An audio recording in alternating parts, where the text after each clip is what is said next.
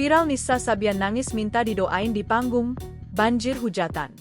Viral Nisa Sabian menangis terseduh-seduh saat nyanyi di atas panggung. Momen Nisa Sabian menangis ketika bernyanyi di atas panggung kini viral di media sosial. Buntut hal itu, kini Nisa Sabian pun menjadi sorotan kembali. Adapun vokalis grup musik Sabian Gambus itu menangis ketika bernyanyi lagu Ya Maulana. Nisa tampak menangis terseduh-seduh ketika menyanyi. Hingga tangisan itu menjadi viral di media sosial. Alih-alih mendapat simpati dari publik, Nisa justru banjir hujatan.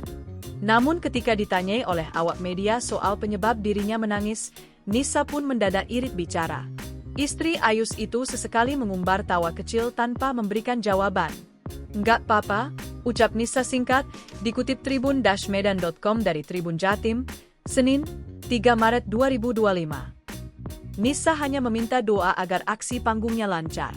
Pemilik nama asli Forunisa itu lantas terburu-buru naik ke atas panggung.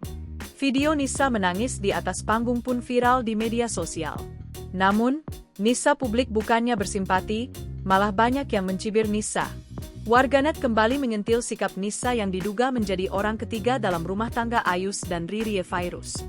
Download Tribun X sekarang, menghadirkan lokal menjadi Indonesia.